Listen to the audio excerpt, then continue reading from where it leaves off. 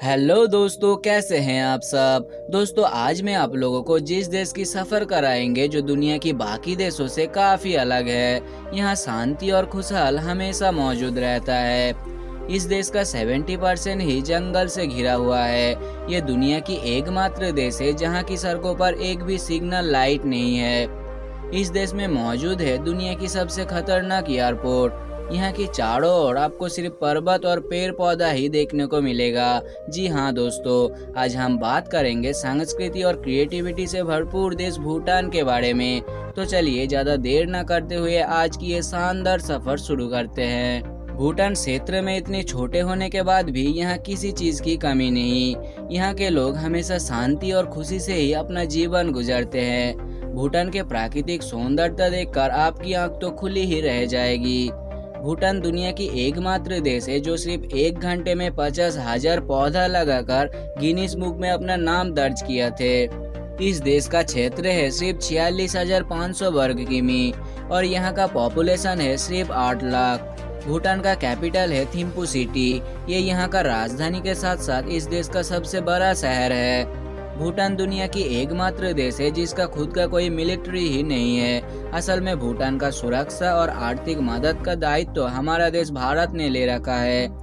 यदि किसी देश भूटान पर आक्रमण करना चाहे तो सबसे पहले उसको भारत से मुकाबला करना होगा, और भारत के साथ कोई पंगा लेता है तो उसका हालत क्या होता है आप सब लोग जानते ही हैं।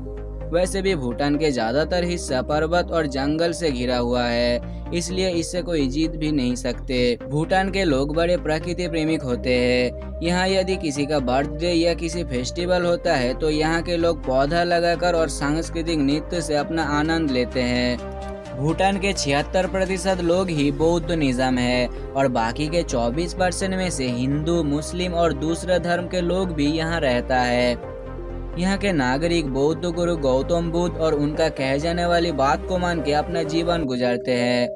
दोस्तों, भूटान में कोई प्राइम मिनिस्टर या प्रेसिडेंट नहीं होते क्योंकि पूर्व की तरह यहाँ राजाओं से देश चलता है। और अभी भूटान का राजा है जिसमें किशोर नामग्येल वांगचुक। इनका ये नाम है या किसी संविधान के धारा। भूटान के लोग अपने राजा के पहले राजकुमार पैदा होने के दिन को कुछ अलग तरीके से सेलिब्रेट किए थे। उस दिन ये लोग पूरे देश में 1,08,000 पौधा लगाए थे। भूटान अत्यधिक पेड़ पौधा होने के कारण यहाँ CO2 की मात्रा बहुत ही कम है। दोस्तों, भूटान में शिक्षा और इलाज बिल्कुल मुफ्त है। यहाँ गरीब से लेकर अमीर के बच्चों तक सरकारी स्कूल में ही पढ़ते हैं। 1999 साल तक यहाँ इंटरनेट और टेलीविजन की व्यवस्था ही नहीं था क्योंकि भूटानवासी अपनी संस्कृति पर ही खुश रहते थे।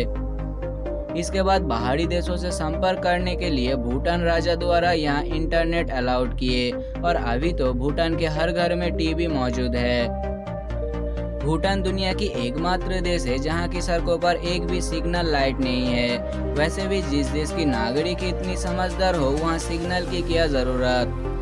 दोस्तों, एक बार सोच के देखिए, काश हमारा देश में भी ऐसा होते तो कितना अच्छा होता।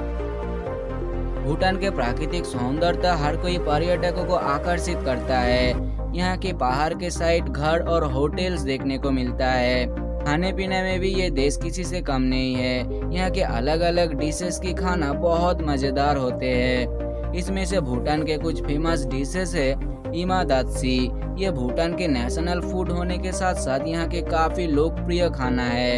इसको छोड़कर यहाँ रेड राइस, जसामारो, पक्सापा और सकाउपा भी बहुत टेस्टी खाना है। चलिए दोस्तों, आप चलते हैं भूटान के कुछ फेमस टूरिस्ट प्लेस की ओर। इस लिस्ट के पहले पर नाम आता है कैपिटल सिटी थिम्पू। ये यहाँ का सबसे बड़ा शहर भी है। इसको छोड़कर यहाँ और भी टूरिस्ट प्लेस मौजूद है जिसमें से है पारो, पुनाखा, हा और पारो खासांग, जो भूटान की काफी आकर्षित जगह है। तो दोस्तों, आज की ये भूटान का सफर आपको कैसे लगे कमेंट में जरूर बताइएगा। मिलते हैं दूसरा कोई देश की सफर में।